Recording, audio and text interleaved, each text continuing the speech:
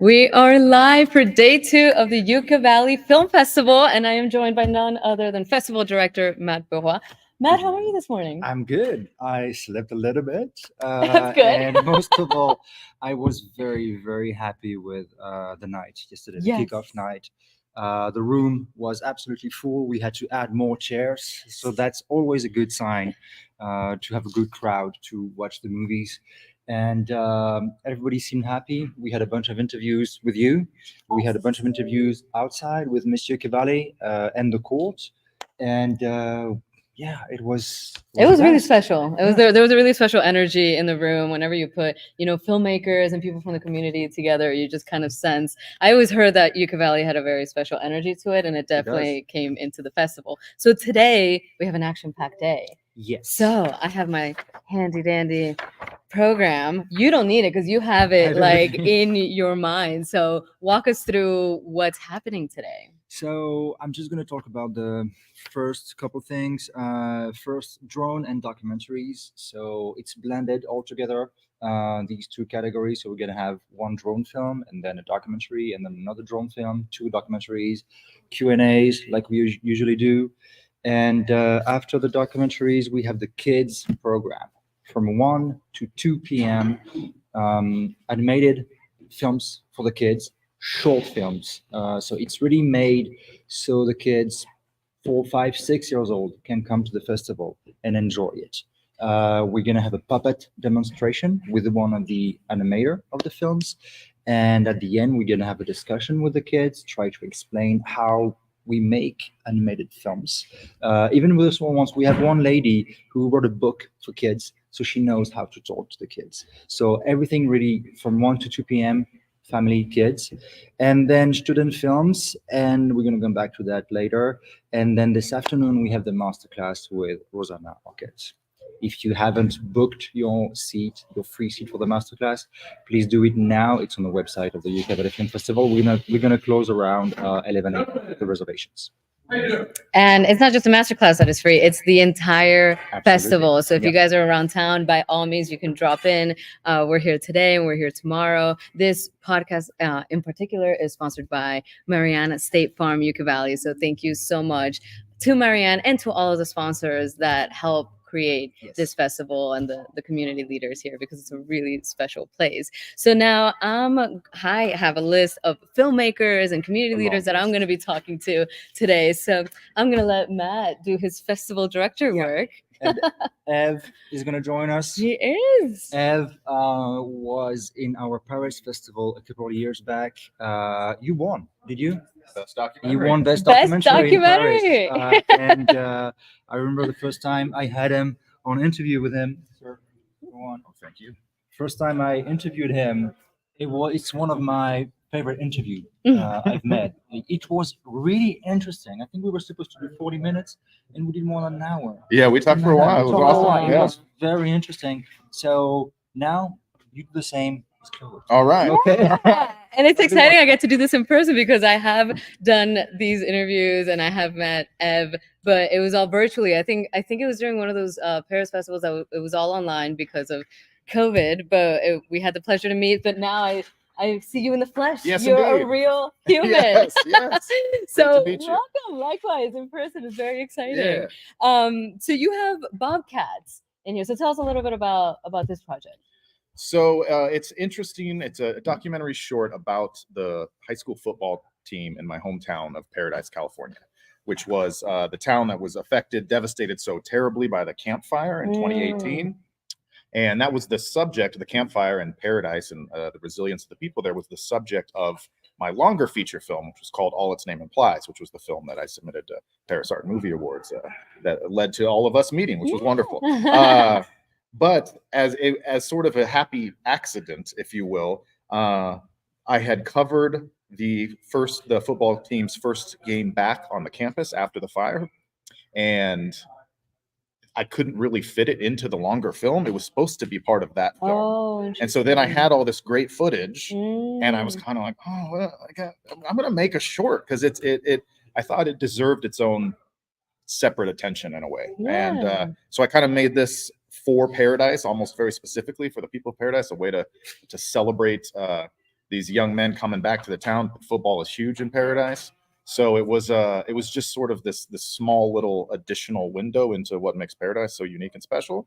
And here we are talking about it it's the 5-year anniversary of the festival. It is. It was just 3 days ago, the 5-year anniversary of the fire. Oh wow. So it's the Oh my timelines are really overlapping. God. So it's fresh in a lot of people's minds these last few days, especially. So it's really special to be here talking about it. Well, that's really interesting that you filmed something that was supposed to be for something and ended up being for something else. So once you decided that you wanted to, you had all this great footage, you want to make a short, did you kind of have to like go and reshoot because you have to kind of tell a new different story, or was just there's so much footage that you were like, I can use voiceover, I can use, how was that process? There was actually, I was very fortunate because there was so much, because the way I had envisioned this football game that's featured in this short to be featured in the film was sort of like the emotional climax of the film. So I was really covering it like very thoroughly.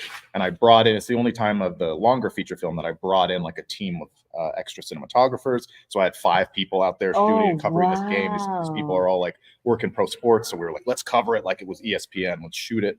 And then in the editing process of the longer film, all its name implies, I kept trying to force it in, like, this is the climax, this is the climax. And it just wasn't the natural climax. So I had to be like, okay, I used some of the footage from this short in the end credit sequence of the longer film. Okay. But again, I had this whole team of people shooting this great footage, and I thought, I have to put it to use. And it was an excellent little standalone. How were you able to kind of pivot? Because I feel like the climax of a story is so important. And I feel like, are you having this realization like in the editing room? Yes. Like, so yesterday we heard the famous saying that you make your film 3 times, when you write it, when you shoot it, and then when you edit it. So this was very clearly an example of when you're editing it, the climax is changing. So how did you pivot? How, were you like, you're saying it wasn't the natural climax, so I guess you were fighting against this like realization of like, no, there's another very clear climax. Like, how did you kind of make that? Was it hard to?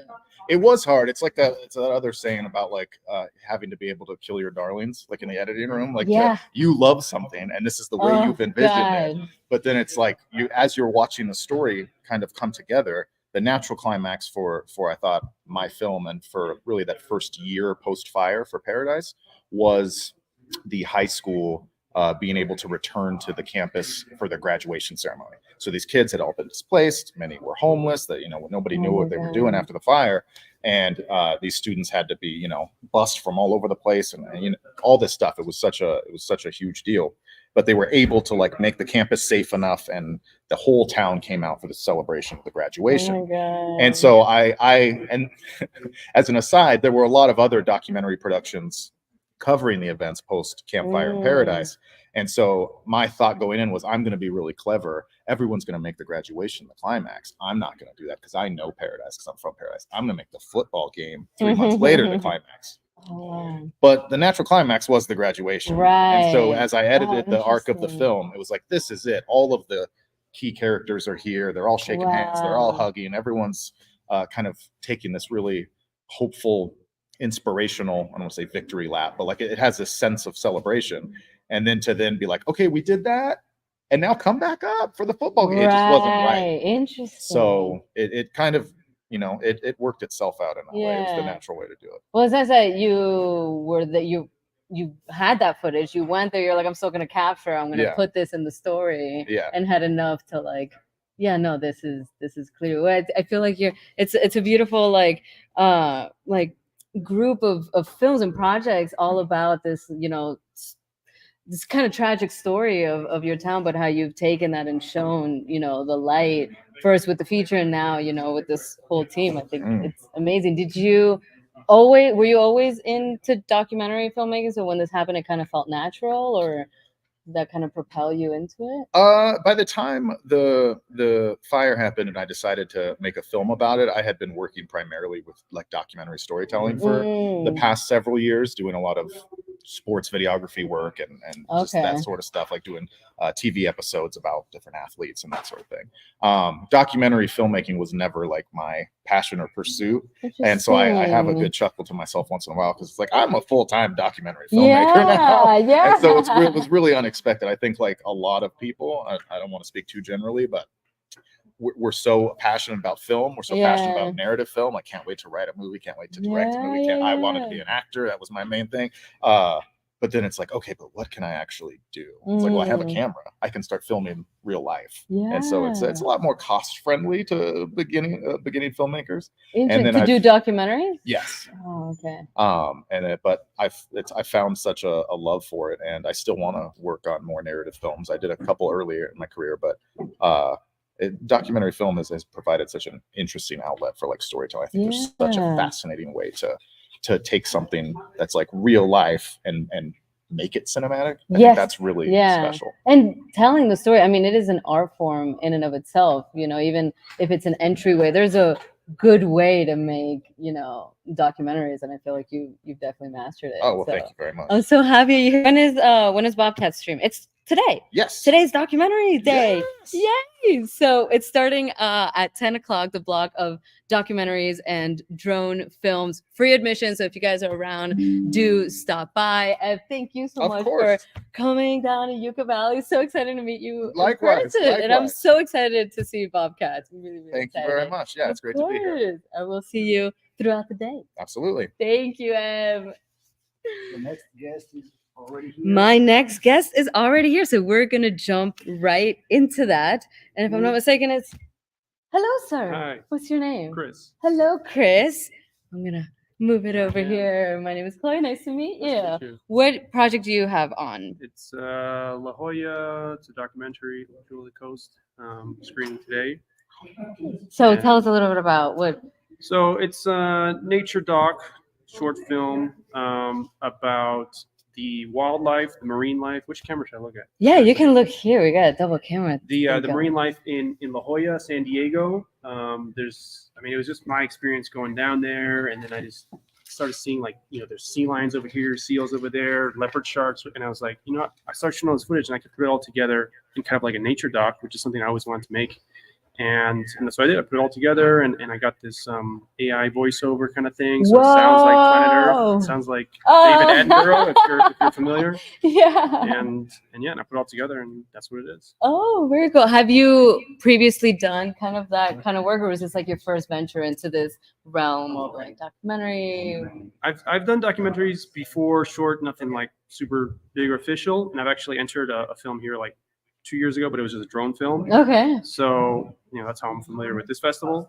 But I've always wanted to do a nature doc specifically, you know, because you see those Planet Earth, this BBC, Nat Geo, it's just like such high-end cinematography. Yes. And I was like, you know, with the camera technology today, you can almost get away with doing something pretty close to it. And that's kind of what inspired me to do it. 100%. Do you have like drone? Did you use drone in yours as well? It started out as I wanted to do something primarily underwater, because I always wanted to do like 100% underwater documentary. But then I was like, to get these animals, you have to get some, you know, above water shots and drone shots for establishing. So I mixed it all together in the end. But yeah. So you have underwater shots in this one as well? Yeah, I have a housing and a GoPro, and then regular camera stuff, and then 2 types of drones. Oh and my God. Just put it all together, and yeah, it came out pretty good. Yeah. What was the most, I mean, you're literally land, sea, air. What was like the most challenging for you? Challenging probably technically was underwater, because things change so much with the lighting and white balance and just all the technical side of things. And then getting close to the animals, like the sea lions. That was the first thing that inspired me, because you could just, you know, there's this place called La Jolla Cove. It's beautiful. You know, the tourists go down there, and there's the sea lions just chilling around. Like, I mean, I've been living in Miami the last 10 years. And all we have is like fish. Oh yeah. Yeah, 15 years. Oh, nice. Well, so you know, like there's sharks and stuff out there, but you don't really see things day to day. But the fact that there's just sea lions there, and you just go in and swim. Yeah. And then the leopard sharks over there in La Jolla Shores. And I was like, this is really cool. I just get in there with a camera and shoot some cool footage, and then just put it together in a nature doc format, basically. Did you have to get any permits to shoot? No, like that's what I was like. You know, like there's the whole thing where you know you're not supposed to approach the animals. You let them approach you and all that. So and obviously don't pet them, because they recently closed down part of the beach because tourists were coming and petting the baby sea lions and all this stuff. And it's like, yeah, don't do any of that. But if you're in the water, especially sea lions, they're very interactive and they're friendly. They're like they call them the dogs of the sea because they're just like playful and they come at you and they swim around. It's really cool, for such a big animal just to be all around you and swim. Yeah. How long were you shooting for? I was there like a month, maybe a month and a Wow. half. Yeah, it wasn't too much, but it was enough to put this together. I mean, yeah, a month. It's still a good amount of time in Yeah. shooting, but it's fun because I feel like, did you have like in like traditional, like when you're making a movie where you have like a shot list, very specifically what you want? This one I sort of later I had all this footage and I was like, you know what, I could do something with this. And then halfway through I started shooting with, okay, let me get the establishing, let me get this shot. So yeah, it wasn't the original plan from the beginning. Like when you started, you were just like, let me just get these beautiful shots. And then you're Yeah. like, wait, there's something here. Mhm. So then it became a more like kind of streamlined process. Yeah. And what's interesting is that the people who live there and in California in general, it's like not a big deal. It's like, oh yeah, sea lions, yeah, they're there. Like they're so used to it. But like to Yeah. people who don't live like around animals like that, and that's kind of part of the theme of the documentary. It's like to have this right there in your backyard. You have these leopard sharks year round. You have the great white sharks off coast. It's like it's pretty cool to have all that right there. So that's sort of what the documentary is about. Are you in San Diego now? Like that's where you're living? No, we're traveling around. I'm working on another project that kind of inspired me to pursue another nature documentary project called Aquaterra. Okay. And so that's sort of worldwide. And so I'm making these little mini episodes and just got back from 2 weeks in Baja, like amazing swimming with the whales and the dolphins and this crazy experience. So you're traveling around around the world now for this new project? It's that concept, but taken worldwide because I do a lot of yacht video production for work. Okay. So we'll be in cool spots like in Cabo and Bahamas. We just got back from USVI. Right after Cabo, we went to USVI, the Virgin Islands. And there they have the sea turtles right there. So like everywhere you go, there is like a marine wildlife aspect. And so I'm basically putting that into like these mini episodes. Do you shoot like the underwater things? Is this you like doing the cinematography or do you have somebody that travels with you that does? I'm like very much a control freak. So No, like, yeah. and I've been doing it for so long that I like to do the shooting. I like to do the drone. I like to do the editing. I like to do the voiceover is obviously AI. But I just like to do every aspect of it. So I'm like, might as well just do everything. Yeah. How did you get into it? Into this world of filmmaking? I don't know. I started video editing in high school, Okay. and then from there, like I got into music for a while, but then I started doing video production as a job, and then drones came along, and then just everything just kind of added over time. Yeah. Oh, very cool. Well, it's screening today starting at 10 o'clock. It is free admission. So if you guys are around, pop on by. Thank you so much for taking time to sit with me. You're going to get some additional Q&As and then questions from the audience. Follow as well. Aquaterra, my new YouTube channel. We got some episodes up there already from the Pacific Coast. We got the elephant seals. We got sea lions, and we got harbor seals. So check those out. Baja episodes coming soon. Thank you, Skip. Thanks. Appreciate it. I'm going to Nice see you around today. All right. And I'm pretty sure I've got my next interview lined up, if I'm not mistaken. Yes, you did. He's right over there. Come on over, sir. It's so funny because I thought, There's a card. oh, Make it brilliant. Skip Fredericks, everyone. It was so funny because I thought, I was like looking at the camera and I didn't see the guys sit down. So I thought you were next. So then I was going to say, hello, Skip. And it was not Skip. I was like, you're not Skip. He cut in line. Documentary filmmakers. What the heck? I was like about to be like, you're not the guy I saw earlier. But welcome, Skip. Hi. Such a pleasure to have you here. Nice to be here. So what do you got here? I see Trinity at Night. Yeah, so I have so I'm a drone cinematographer. Okay. I'm also a professor at Grossmont College. I wrote the curriculum for drone education for the state of California. Whoa. So LA Tech, LA City College, Grossmont College. I teach at with a nonprofit organization called Camp of Champs in the Coachella Valley. So at Palm Springs Unified India School System. We have a whole program for high schoolers and grade schoolers that teach them how to use drones right from like first grade on to senior. Yeah. So we've taught. My goodness. Yeah, our nonprofit, we have helped through the Anderson's Children's Fund. So with their money to help buy equipment and drones for the kids, we've taught about 5,000 kids last year. Yeah. So I have them going on. And then I teach in San Diego 3 days a week. And then, of course, I'm still a drone cinematographer, filmmaker. And you made Trinity Trinity at at Night Night. that's here. So what is Well, this? Initially, when I started, I do a lot of I've been in the drone business since 2013, like when they first came out. Yeah, I was like, Like a kite on a string. yeah, I was practically. like, that's kind of when it started. Yeah, sticks and stones. So I did a lot of real estate stuff because that Oh, was yes. the beginning. It's like the low hanging fruit. But then I started working with developers and architects. So now what I do is I don't do real estate. I do mostly architectural type of cinematography. So they're looking for the architects are looking for something creative to show off their designs. So when we sit down to a pre-production meeting with them, we're looking at the lines of the buildings and the shapes and what's featured in the building, so we can hopefully capture that with the drone. So the curves, the angles, the composition, the rule of thirds, the framing, everything that we can to take a static structure. I mean, a building doesn't move. Yeah. So you need to create the dynamic movement with the cinematography, which the drone cinematography lets us do that. Okay, so this is once the architect has finished physically the project, then they bring you in and it's like, hey, we finished this project, let's bring this to life. And is Trinity at night kind of in that architectural world? Yeah, it was a unique building. We filmed it at night because it has a lot of cool lighting features. We use several different type of drones because each drone they're just flying cameras. Right. So each different drone has a different camera that we're using to create a different look. And as much as I've been in, like I said, I've been in TV and film for like 20 years.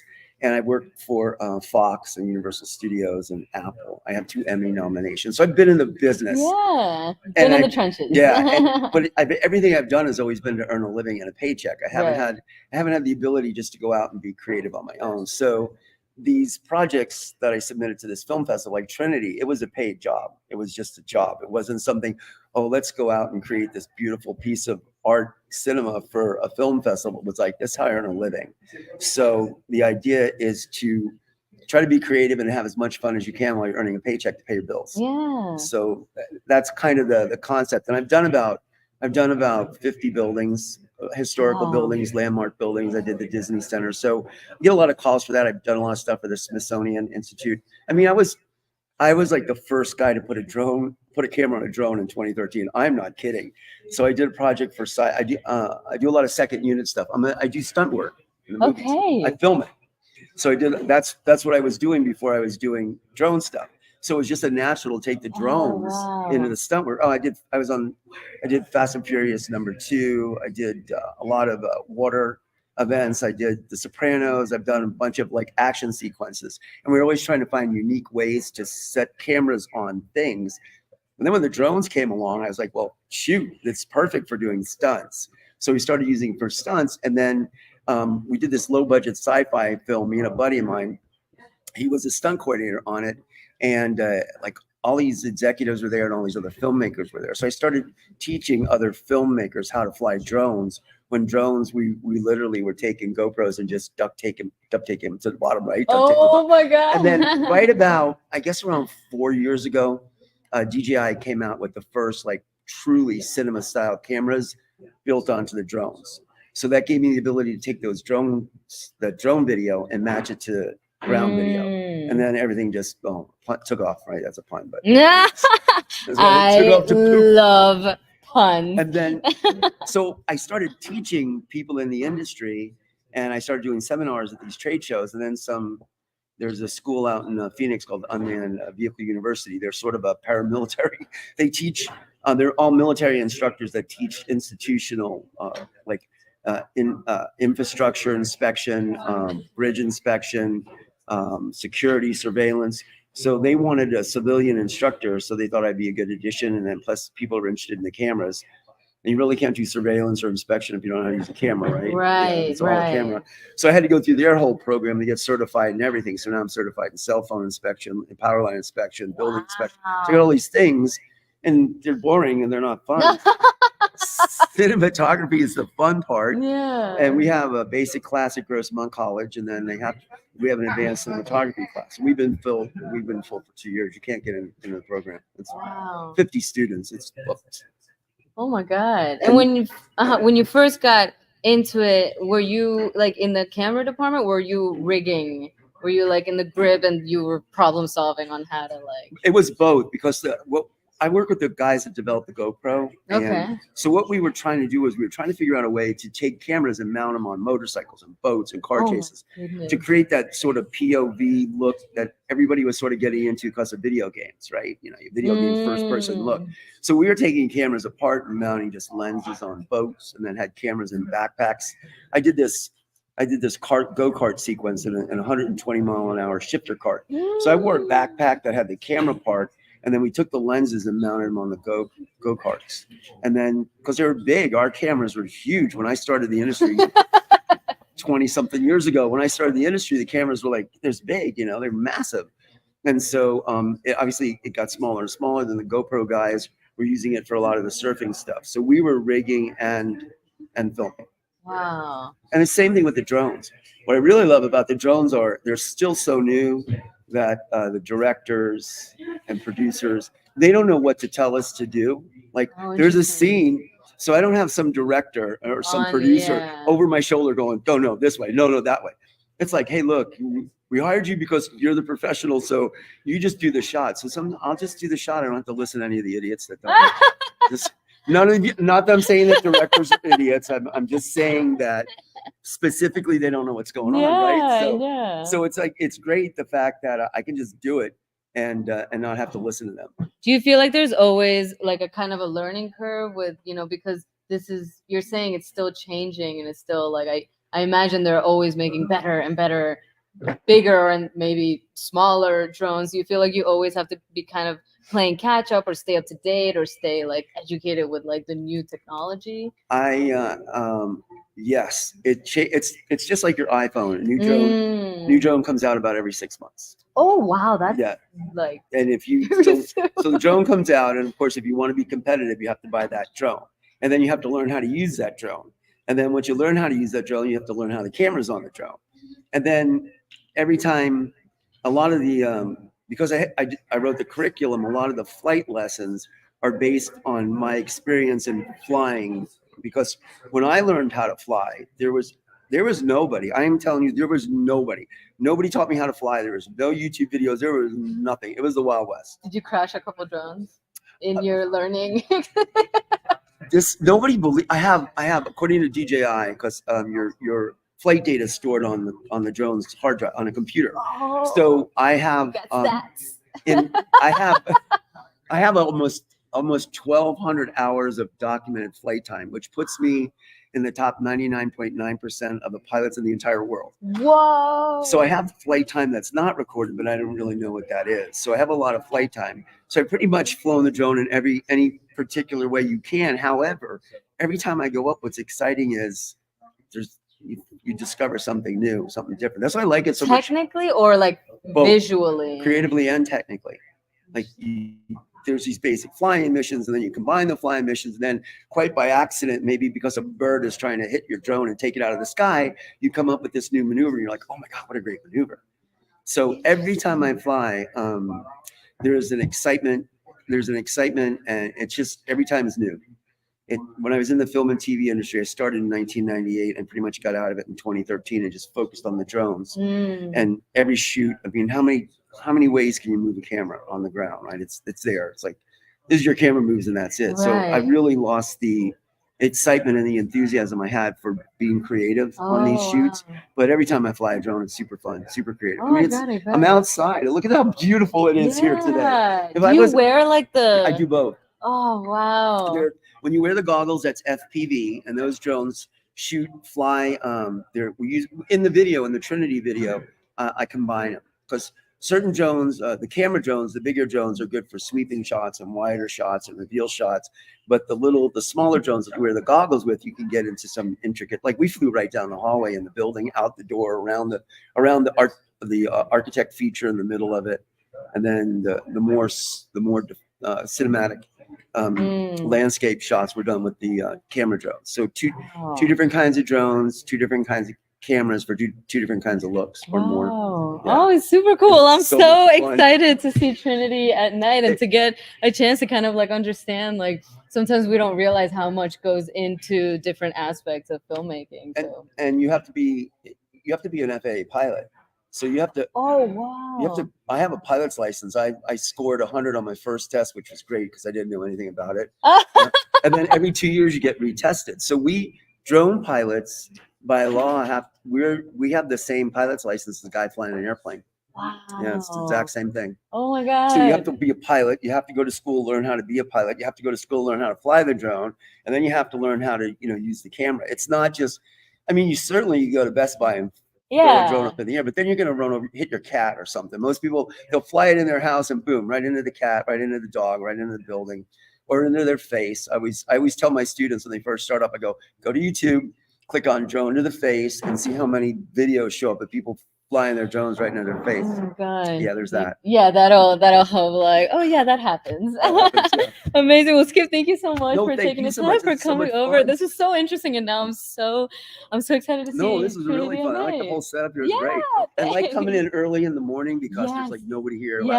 Last time it's too busy. It was. Yeah. I'm like, it's lively, So Yeah. in the morning it's nice, it's calm. You get that kind of Yucca Valley calm And you'll be here energy. doing this all day. all day. Wow. Yeah. I guess I should let you go, right? It was a It pleasure. was such a pleasure. No, it's a pleasure. Skip. No, it's Thank you. all- No, it no, was it's my, no, it was no, my- it's my pleasure. It's great. Thanks, Skip. So All right. you'll be hearing my voice. Yeah, All and I'll be day, hanging but- out back there somewhere. Amazing. All right, well, thank you. Awesome. Bye, Thanks, everybody. Skip. Thanks. So All right, bye. I'm so excited. We're gonna see Trinity at night today. We're also gonna see Bobcats and La Jolla. So we just spoke to those filmmakers. So it is free admission. So anybody that's around that wants to come see these films, you can stop by at the Yucca Valley Community Center. And I'm gonna be here in and out all day today because we have an absolutely packed schedule. We have the master class today with Roseanne Arquette. If you guys haven't signed up, make sure you RSVP for that. I think they're closing that I heard Matt said at 11 o'clock. So the master class is at 4. So make sure to sign up for that. And this podcast is sponsored by Marianne Fenley of State Farm, Yucca Valley. So I just want to give a big shout out to Marianne. I spoke with her yesterday. She is so much fun. She's such a sweetheart and all about community, which is what this entire town is about. So there's a really beautiful energy in this festival going on. So free admission, you guys can stop on by. If not, you can join me in these lives. I'm going to be here all day. And if you're here, by all means, leave us a comment. Hello, Don Elias. Incredible information. Thank you so much for tuning in. So leave your comments. We will shout you out. I am going to step back and I will be back because we're going to start our screenings soon. So I will be back at noon. And I'm going to be interviewing some other filmmakers in the festival. So tune back in and I'll see you guys there.